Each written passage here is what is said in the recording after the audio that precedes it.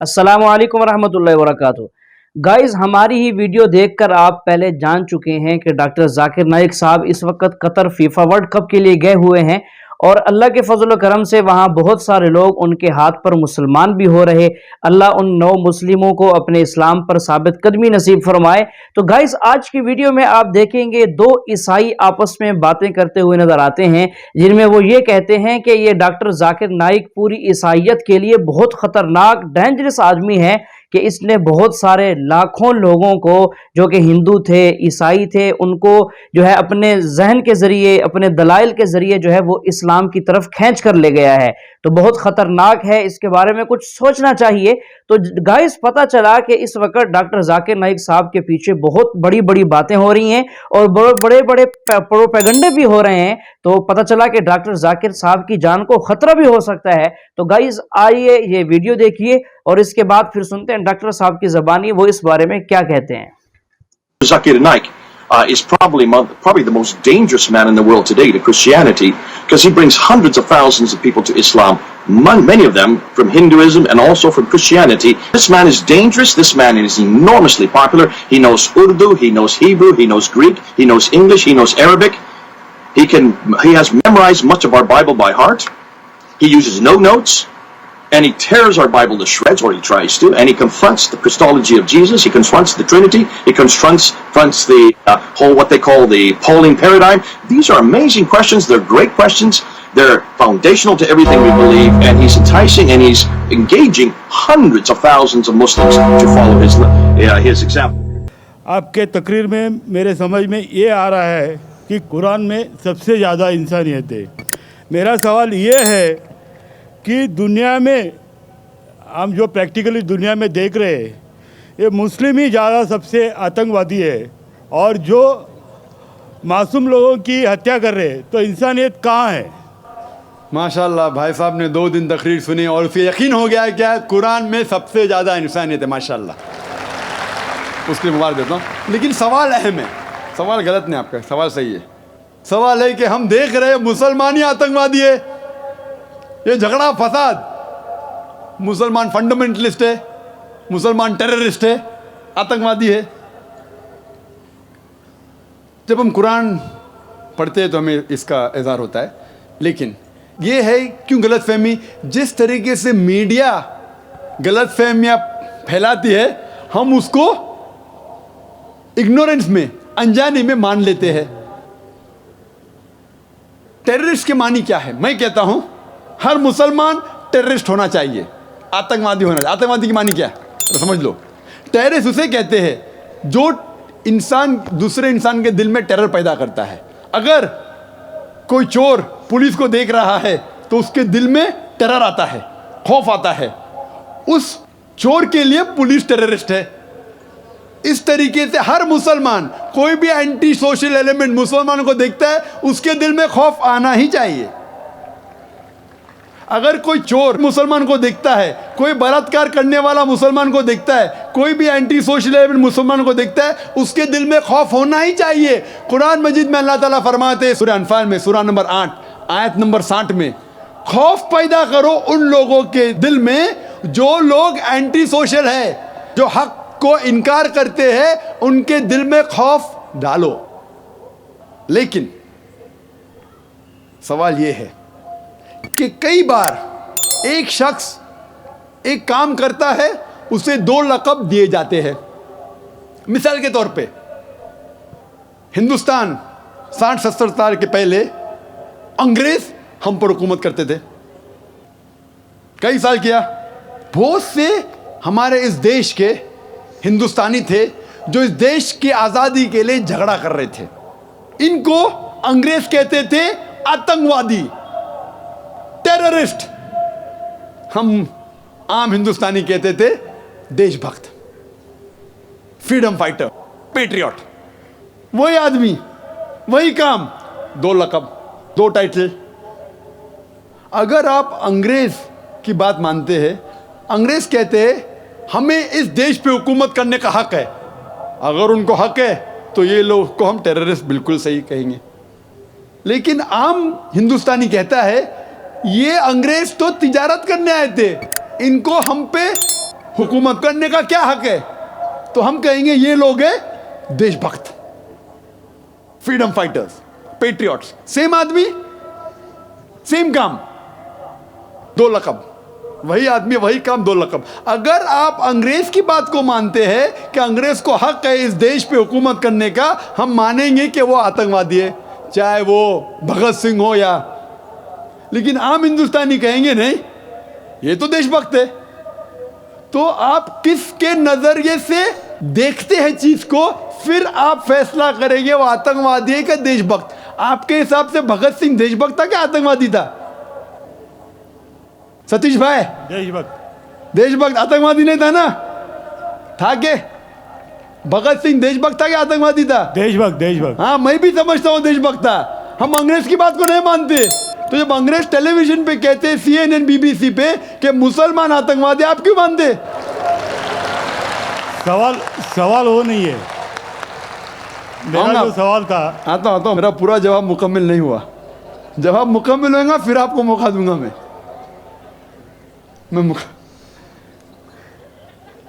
Nelson Mandela, old south African government जो थी, सफेद हुकूमत, वो नेल्सन मंडेला को टेररिस्ट नंबर 1 कहती थी। उसे अरेस्ट करके रॉबिन आइलैंड में 25 साल के लिए कैद कर दी। Terrorist number 1। जब नई हुकूमत आती है उसे छोड़ देती है, उसे प्रेसिडेंट बनाती है, टेररिस्ट बन जाता है प्रेसिडेंट। चंद साल बाद उसे नोबेल प्राइज फॉर पीस मिलता है। वही आदमी, वही काम। ऐसा नहीं कि पहले वो गलत काम किया, फिर अच्छा काम किया, फिर उसको अवार्ड मिला। वही काम के लिए जो पहली गवर्नमेंट ने कही थी, सफेद गवर्नमेंट ने, कि वो टेररिस्ट है, आतंकवादी है, नोबेल प्राइज कमेटी ने उसे नोबेल प्राइज दिया और फॉर पीस, अमन के लिए। हैरत की बात है, जो आदमी आतंकवादी है उसको मिलता है नोबेल प्राइज फॉर पीस। जो आदमी का पावर है, जो आदमी वो कहता है, लोग उसकी बात को मान लेते हैं इग्नोरेंस के अंदर, अनजानी में। लेकिन कुरान कहता है सूरह इसरा में, सूरह नंबर 17 आयत नंबर 81 में, वकुल जाल हक वज़ाकल बातिल इन्नल बातिल काना ज़हूका। जब हक बातिल से टकराती है, बातिल का सर्वनाश हो जाता है। ब्रिटिशर्स अमेरिकन के ऊपर हुकूमत करते थे। अमेरिकन रेवोल्यूशन हुआ 18 सदी में। ब्रिटिशर्स कहते थे, मैं लंदन गया था 2 महीने पहले, वापस से जाऊंगा 2 हफ्ते बाद। वो बॉम्ब ब्लास्ट हुआ था ना, बॉम्ब ब्लास्ट हुआ था, पता है, 7 जुलाई को। तो लोग आए थे, ख़राब है, मैं भी बोला ठीक है ख़राब है। तो वहाँ टोनी ब्लेयर आने वाले थे, वक्त नहीं मिला तो अपने चीफ ऑफ पुलिस को भेजे। बाद में मेयर आए थे। तो मैंने उनसे पूछा, आपकी इस देश ब्रिटिश गवर्नमेंट जब हुकूमत कर रही थी अमेरिकन गवर्नमेंट पे 18 सदी में, वो जॉर्ज वॉशिंगटन और बेंजामिन फ्रैंकलिन को टेररिस्ट नंबर 1 कहते थे, टेररिस्ट। उसके बाद जॉर्ज वॉशिंगटन बन जाता है प्रेसिडेंट ऑफ यूएसए, टेररिस्ट बन जाता है प्रेसिडेंट ऑफ यूएसए। वो गॉडफादर है, गुरु है किसका? जॉर्ज बुश का भी, ठीक है ना, जॉर्ज बुश का गुरु है। वो जो आतंकवादी आप कहते थे, उसके शागिर्द के दोस्त भी आप है। क्या बात है, आपका नजरिया क्यों बदल रहा है? आप कहते थे टेररिस्ट चंद सदी पहले, अभी आप उनके दोस्त थे। तो हमें यह तहकीक करना चाहिए कि क्यों उसको वो लक़ब मिला। अगर जो 11 सितंबर को हुआ था न्यूयॉर्क के अंदर, आप जो कह रहे हैं ना मुसलमान मुसलमान, उसके ऊपर जवाब तो अभी आ रहा है। ये तो खाली वो स्टार्टर्स बोलते ना, स्टार्टर्स, सूप पीते पहले तो ज़रा बराबर खाना खत्म होता है। मेन मील तो अभी है। मुझे एक शख्स ने पूछा था जब मैं ऑस्ट्रेलिया गया था, और इंग्लैंड के अंदर भी, doctor Zakir Naik, do you consider bin Laden to be a terrorist? क्या आप बिन लादेन को टेररिस्ट मानते हैं? तो मैंने कहा, भाई मैं बिन लादेन को जानता नहीं हूँ, मैं यही नहीं कह सकता हूँ वो टेररिस्ट है क्या नहीं, अच्छा है क्या बुरा, मैं नहीं जानता हूँ। कुरान में लिखा है सूरह हुजुरात में, सूरह नंबर 49 आयत नंबर 6 में, कि जब भी कोई बात कोई कहता है, पहला तहकीक करो फिर दूसरे तक पहुँचाओ। अगर मैं CNN और BBC की बात मानूँ तो मुझे कहने पड़ेगा कि बिन लादेन टेररिस्ट है, लेकिन मैं क्यों मानूँ बात उनकी? क्योंकि मैं आदमी हूँ जो घूमता हूँ मीडिया में, जानता हूँ माशाअल्लाह। तो मैं कहता हूँ ना बिन लादेन मेरा दोस्त है ना मेरा दुश्मन है, मैं नहीं जानता हूँ। लेकिन अब ये मुझे पूछना चाहते हैं टेररिस्ट नंबर 1 कौन है, तो ये तो जानता हूँ मैं, CNN जो अमेरिकन चैनल है, जॉर्ज बुश उसका प्रेसिडेंट है, गर्व से कहता है कि हमने हज़ारों अफ़गानिस्तान लोग को बम गिराए, कत्ल किए, इराक़ में हज़ारों का कत्ल किया, ठीक है। मान भी लो बहस के तौर पे बिन लादेन ने किया, मान लो, मैं नहीं कहता हूँ, मान लो बिन लादेन ने किया कि 11 सितंबर को ट्विन टावर को अटैक किया और 3000 या 5000 लोग मरे। लेकिन अगर 3 या 4000 लोग मरे, 5000 लोग मरे, उसका ये मतलब नहीं होता है कि आप उससे डबल लोग को अफगानिस्तान में मारे एक आदमी की वजह से। कर सकते? अरे बिन लादेन को पकड़ के मारो ना, अगर मानना है तो। अगर उसने किया, सबूत है तो सबूत पूछते अफगानिस्तान गवर्नमेंट ने, मर दें कि सबूत क्या है, वो सबूत देता टोनी ब्लेयर को। है सबूत पूछ रहा अफगानिस्तान कि आप मुझे सबूत दो, सबूत क्या है तो हम उस पर तहकीक करेंगे, सजा देंगे उसको। वो सबूत देता है मुशर्रफ को, पूछ रहा है आपका। किधर का इंसाफ है ये? किधर का इंसाफ है? प्लेन भेजते 1000 लोग का कत्ल किए अफगानिस्तान में, इराक में। मैंने कहा यूके में, ऑस्ट्रेलिया में, यहां भी अगर टेररिस्ट नंबर 1 है तो जॉर्ज बुश है।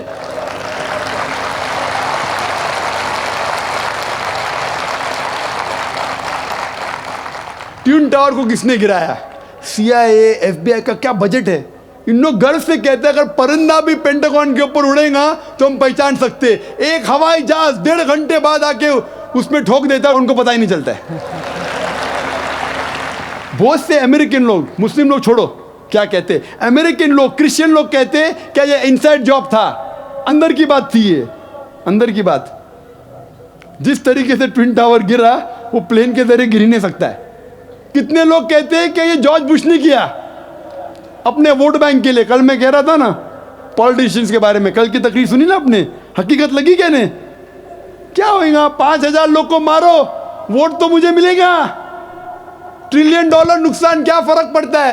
अगर नहीं गिराऊंगा ट्विन टावर को तो मैं थोड़ी इलेक्शन में आऊंगा। क्या करो? 1000 लोग का कत्ल करो, नुकसान करो करोड़ रुपए का, मैं तो आ गया वापस सीट पे। ये मैं नहीं कह रहा हूं, ये मैं नहीं कह रहा हूं, ये अमेरिकन लोग कह रहे, तो गलत है। मैं नहीं कह रहा हूं कि जॉर्ज बुश ने गिराया, मैं जानता ना, मैंने तहकीक थोड़ी की। मैं कह रहा हूं कि बाकी लोग क्या कह रहे। अमेरिकन लोग कहते हैं कुछ लोग कि बिन लादेन ने क्या, कुछ ने कहा जॉर्ज बुश। लेकिन ये तो मैं जानता हूं कि मैं टीवी पे जो देखा हूं वो खुद के चैनल के ऊपर कि जॉर्ज बुश गर्व से कह रहा 1000 लोग को मैंने मारा हूं, इसीलिए मैं जॉर्ज बुश को टेररिस्ट नंबर 1 कहता हूं। ये बाबरी मस्जिद में जो हुआ हिंदुस्तान में, गुजरात में क्या हुआ, वोट बैंक के लिए हिंदू मुस्लिम में झगड़ा करो। बाबरी मस्जिद को कौन जानता था पहले? आप जानते थे? सुने थे बाबरी मस्जिद के बारे में? ये दंगे फसाद के पहले 1985 के पहले सुने थे? नहीं सुना था। मैं भी नहीं सुना था। ये वोट बैंक के लिए झगड़ा फसाद, 1000 लोग मारे गए। गुजरात में जो हुआ क्या सही हुआ? अगर पुलिस चाहती तो, हमारे हिंदुस्तान पुलिस में माशाल्लाह इतना पावर है कि अगर चाहती तो दंगा फसाद हो ही नहीं सकता। बंबई में जो हुआ 1992 में, इफ द पुलिस वांटेड, किसकी जरूरत के बाहर रास्ते पे आए?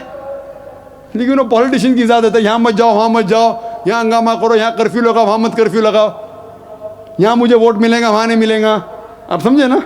तो ज़्यादातर चाहे इंग्लैंड में हो या अमेरिका में हो या हिंदुस्तान में हो, कोई भी पॉलिटिशियन हो, तो ये पॉलिटिशियन की हरकतों की वजह से, जैसा मैं कल कहा, तो लेबल लग गया अभी मुस्लिम लोग पे टेररिस्ट। अगर आप जानते गुजरात में कितने लोग के माँ का अपने आंख के सामने बलात्कार हुआ, बलात्कार करने वाला पड़ोसी है,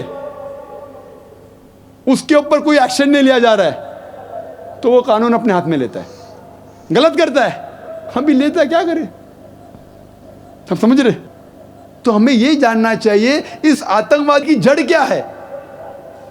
तो हमें जड़ पे जाना चाहिए और जड़ को खत्म करना चाहिए। अगर हम एक हो जाएंगे, अपनी किताब एक खुदा में माने, सिर्फ खुदा से डरे, जो खुदा की बात मानता उसको वोट दे, ना कि दंगे फसाद करे, आप समझ रहे? तो इंशाअल्लाह अमन होगा।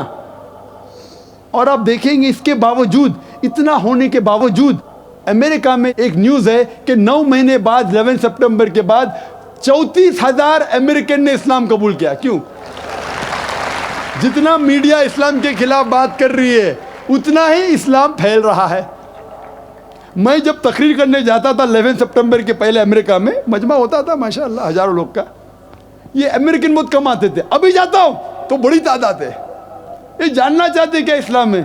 आप भी आ जाए, शायद 11 सितंबर के पहले नहीं आते थे, बराबर कि नहीं? आप जानना चाहते हैं क्या मजहब है ये आतंकवादी मजहब, मैं भी तो देखूं, आके मुतासिर हो